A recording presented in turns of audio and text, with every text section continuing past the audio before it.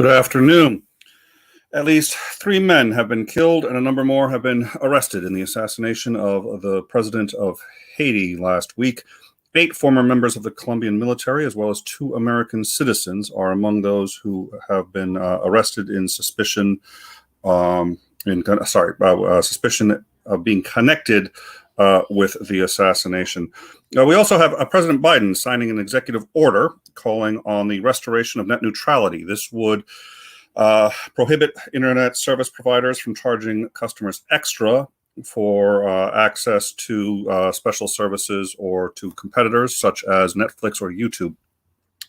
Also last week, James Altman was removed from his position as pastor by the Diocese of La Crosse, Wisconsin, for, quote, consistent anti-science comments. In May, the diocese actually asked him to resign over his views on race, political affiliation, sex and gender, and the COVID-19 vaccine. He said that Catholics cannot be Democrats and that Democrats are, in fact, godless imposters who are all going to hell. He also called for his parishioners to not be, quote, guinea pigs for the COVID-19 vaccine. Upon learning that he had been removed, he said, quote, I am not surprised by the hierarchy boldly continuing to try to cancel the voice of truth.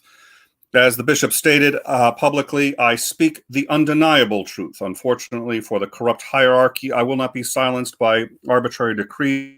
Will I be cowed into any action against my priestly faculties? The truth will not be silenced. Yesterday, he was a speaker at the CPAC morning prayer, and he said, quote, that God had made heaven and earth, and, quote, that's all the science we need to know. However, our big story today is what is happening in Cuba. And hold on 1 second, I want to check, and I'm on... Yep, just wanted to make sure. No, it's I'm on a backup system, so I apologize. So everything's slightly different today, but at least I have sound. That's an improvement over the regular shows. So a revolution appears to have started in Cuba. It started yesterday with what appears to have been tens of thousands of people taking to the streets in over 24 different Cuban cities. It's a little hard to piece together what's actually happening. We know that the internet has been cut in most of Cuba, so has power.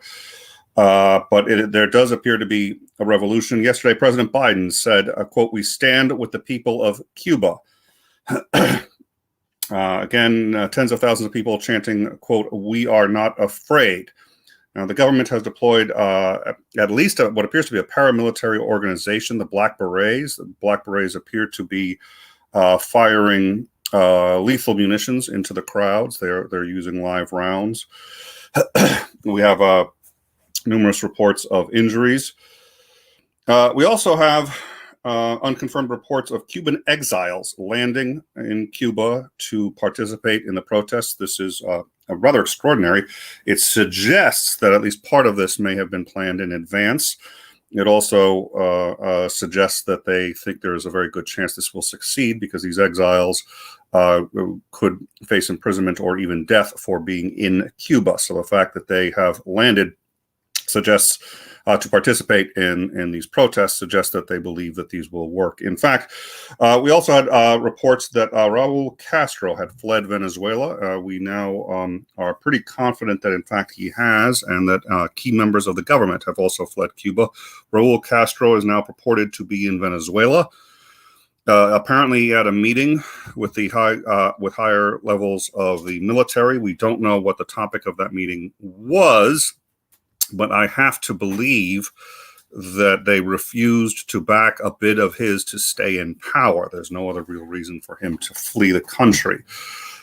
So who at present the police are working on behalf of, we don't know. But to the best of our understanding, the military has actually not gotten involved.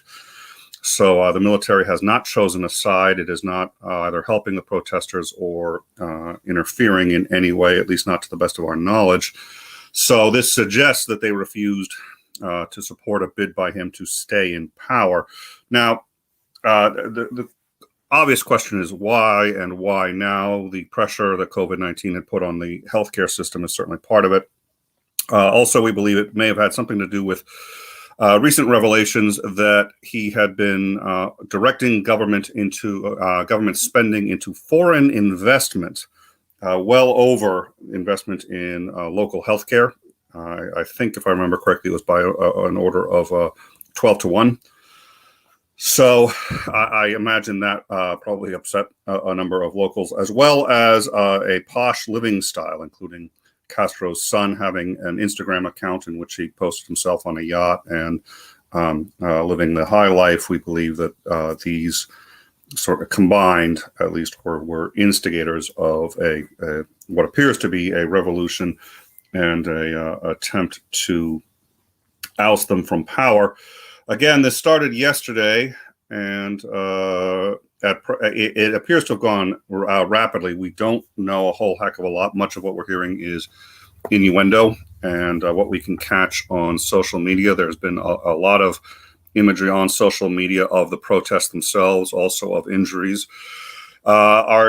If somebody could drop a link to our Discord, I would appreciate it. I wasn't able to get that into the description before we could go live, but on our Discord, you will see Bregwin has been doing a spectacular job of keeping up with what's been going on over there. There are also unconfirmed reports that the Cuban government has been forcing teens into military service and has been calling up anybody in the reserves, even people who've retired or are no longer obligated to the military, are being told that they have to report, or else they face severe punishments. Again, we haven't actually seen the military moving on this in either direction, so it's very hard to say if that's real or what's going on there. We don't know. So it's one of those things. I think what we're going to do is we're going to be keeping an eye on it on our Discord. We're going to, yeah, all right. So, I mean, it's extraordinary. If memory serves, actually, of course, we had helped with the overthrow of the government over there. Quite some time ago, we helped a young guerrilla fighter named Fidel Castro to overthrow the government. He did.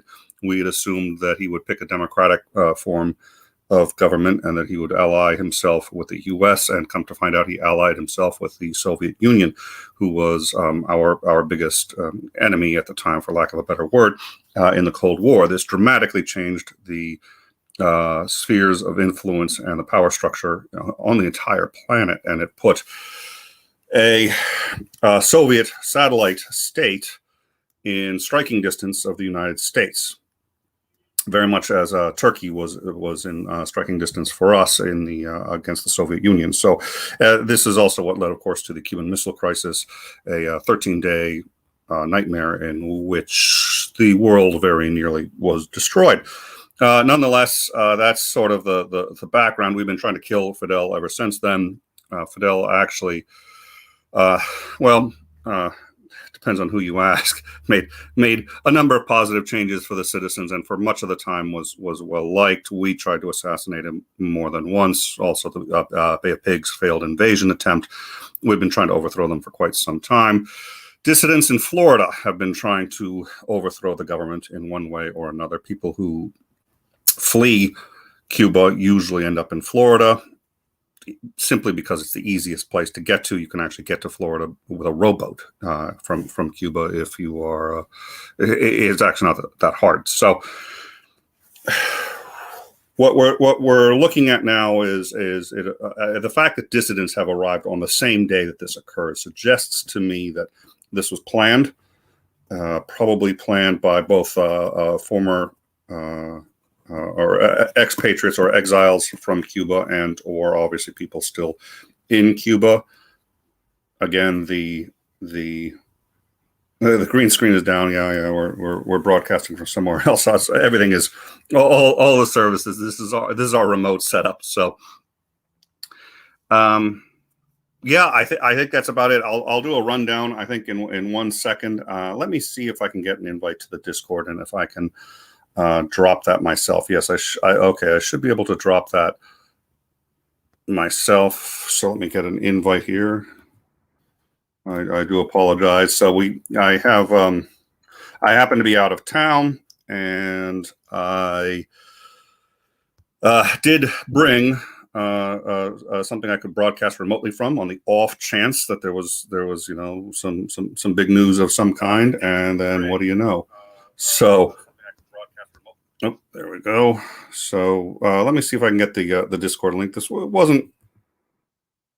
We actually weren't completely ready to go today on this, and what are the chances there's going to be something breaking while I'm out? Probably pretty slim. On the off chance, exactly, is Andring. I think In Time needs to change its name to Off Chance, because when does this not happen? I mean, really. So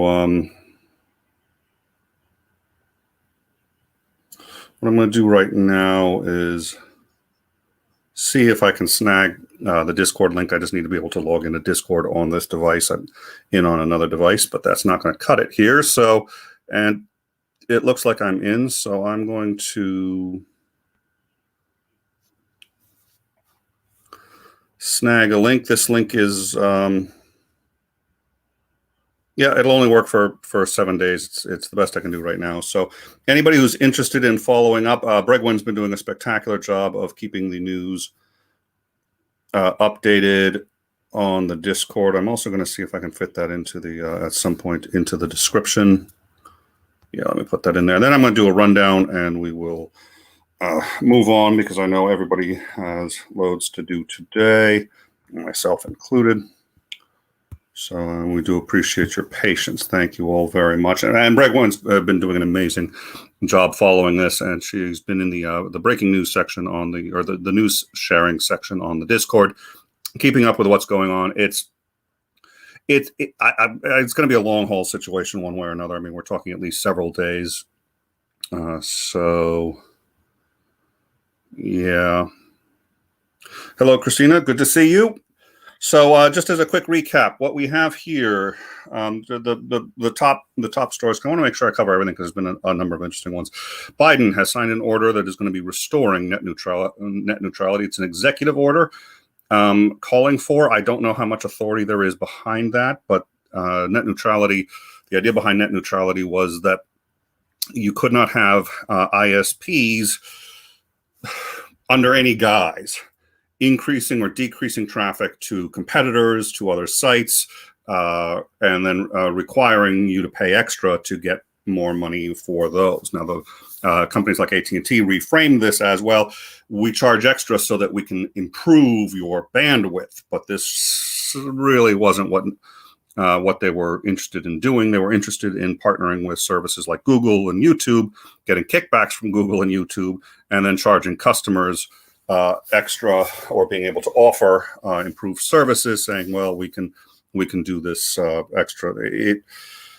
A nightmare of backroom deals, trying to A, bilk the customers for more money, and then B, get exclusive access or unrestricted exclusive or unrestricted access to YouTube, Netflix, so on and so forth. So Biden has signed an executive order ending that. CPAC yesterday had a controversial pastor who said that all Democrats are going to hell, and said yesterday morning at the morning prayer at CPAC that God made heaven and earth, and, quote, that's all the science we need to know. He also suggested that anybody who takes the COVID vaccine is a guinea pig. And we have at least 3 men killed and a number more arrested in the assassination of Haiti's president last week. 2 of these men are American, and so it looks like there's an American element. The FBI has agreed to assist in the investigation and is en route to Haiti right now. But the big story is that there does appear to be a revolution underway. We know very little. Power has been cut. Internet's been cut. We are getting on social media a lot of video footage of what appears to be tens of thousands of people across 24 cities chanting and saying that they want the Castro government gone, saying, quote, "We are not afraid. The government has deployed Black Berets, a paramilitary organization. However, it looks like they may have attempted to deploy the military. The military is not deployed on either side at this moment. We believe this is what inspired members of the government, including the Castro family, to flee. At this point, we are reasonably confident that the Castro family is not in Cuba, and a number of high-ranking members of the government are also not in Cuba. We're aware of 3 planes that appear to have left. They were unmarked. We don't know the destination. We suspect Europe may have been one of them, but we believe at this point that Raul Castro and his family is in Venezuela. If that's true, and again, we suspect that at a minimum that much is true, then it looks like the coup has been probably largely successful. The question is who's in charge right now. We don't have an answer to that. I would assume the military may end up getting involved. At any rate, Biden has come out and said, quote, "We stand with the people of Cuba." And the United States has been watching this very carefully to see what the military does and who assumes power at this point. We do believe that at a minimum, the police have been attempting to stop the protesters, and there are reports that they've been firing live rounds into the crowds. So we have some pictures of people who've been injured. It does not appear to be necessarily injuries from bullet fire, but it's hard to tell. Like I said, we'll be covering this continuously on the Discord. If you'd like to join our Discord and try to understand better what's going on, we may also create a separate channel for it. We don't normally have discussions in the news sharing. That's just for drops of news. But at any rate, what I'm going to do is I'm going to quickly go over the live chat and just see how you guys are doing and what's going on, and then I think we will wrap up. We've done our second rundown, so I think we're good.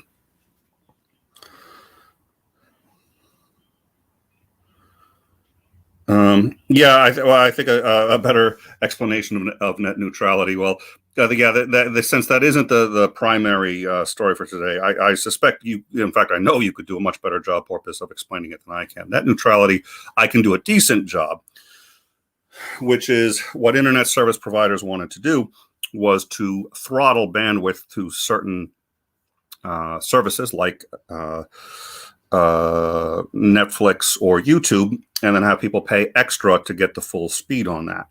They could also get kickbacks from would it be no, it wouldn't be kickbacks. They would actually probably have to pay those services as well to maybe get extra speed. And they were cable providers and internet providers were framing this as, no, we're going to charge more because we're going to be able to boost the speed over regular levels. But the question is, what are regular levels? And if you say that a regular level is a sort of a low level and put everybody else on this lower level, and then say for what used to be the normal level, you're going to charge extra, but only to get content to certain places. They could also make it harder to, or even remove content to providers. So when Google bought YouTube, now Google isn't actually an ISP, so this is probably a poor example, but any ISP could, if they purchased a large property, could slow the consumer's access to that property, slow people's access to YouTube, making YouTube appear to be much worse than it really is, causing lag and making it much harder to use. They could also lock out smaller startup companies or require those companies to, and this is where the kickbacks come in, I apologize, require those companies to pay extra if they want to be treated fairly in the market.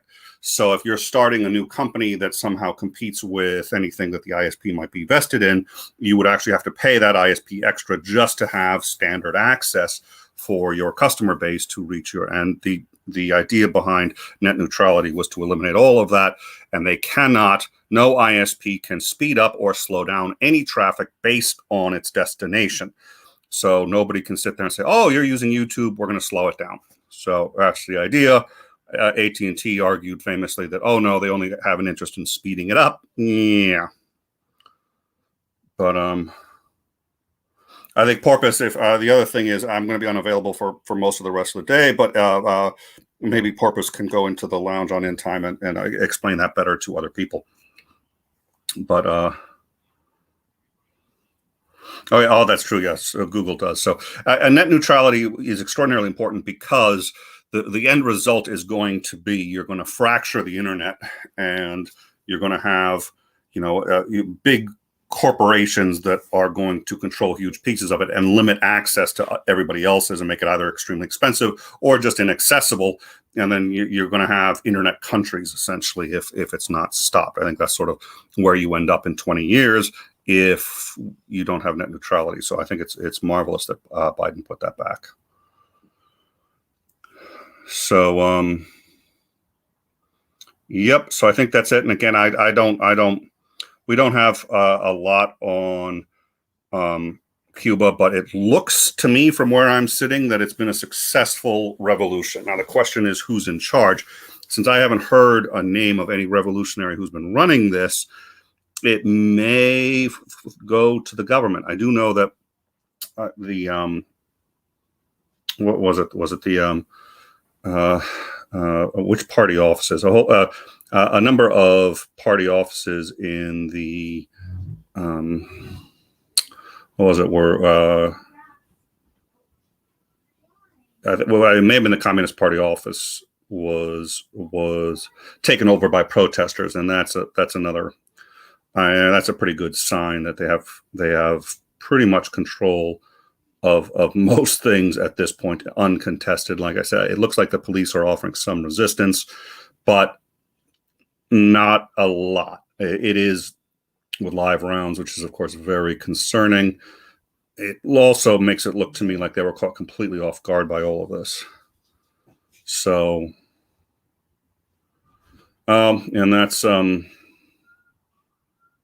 yeah. Okay, that was another one I wanted to cover anyway, so we'll cover that while we're here.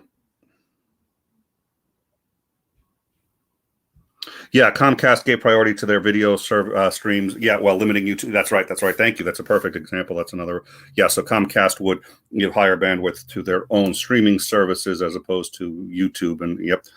So the U.S. this was the other one, which is the Delta variant, which I wanted to cover today. The Delta variant is spreading very quickly in the U.S. We've had a number of hotspots, and they are now saying, so the U.S. is averaging now about 20,000 new cases in the last 7 days. That's a 47% increase over the previous week. Johns Hopkins is saying that we are seeing a much higher death rate with this than anticipated. And, Missouri ICUs are now back to a state of being at capacity. 91% of ICU patients are on ventilators, and many in their 20s and 30s. This Delta variant appears to be much more deadly than people had anticipated. So, I don't know. We're going to keep an want it, but I did want to mention the Delta variant, and I got sidetracked by the. And what is it? I think I want to say Sweden is now the Delta variant. I believe it's Sweden. It's hit Sweden pretty hard at this point, and they had reopened, and their government has now come out and apologized and said they did it too quickly, and they're now closing. But this Delta variant does appear to be changing things, as does the fact that Pfizer has come out and said that their vaccines wear off faster than they had anticipated. The FDA is saying that Americans who have been fully vaccinated do not yet need a booster shot, but Pfizer is looking into how and when they would do a booster shot and are requesting FDA approval for a booster shot. So it looks like and yeah, I don't know. Moderna. Okay. So we'll get into that. I think that's going to be its own show. I just wanted to make sure we covered today sort of the biggies that are going on, and I think we have. So thank you all for joining us. I think. Yep. Oh, my pleasure, Rio. Thank you guys for joining us. I know it's a little cray today, but and I want to especially thank Bregwin, who's really been on top of this, and I think she's going to be a great source. She's on our Discord. She's going to be following this. I don't anticipate streaming again today. or anytime in the immediate future, except for anything that's obviously significant breaking news. We'll keep up with it on the Discord. Thank you all for joining us. And I don't remember. It wasn't Britain. I thought it was a Scandinavian country, which is why I made a mental note of it, because they'd actually done reasonably well. But most of the social distancing measures had been voluntary. And they just recently reopened bars, and they're seeing a spike in young kids, 20-year-olds, and so on and so forth. But at any rate, yeah, I think we'll Discord. I'll be there a little later today, and we'll catch up. Thank you all for joining us, and we will see you soon.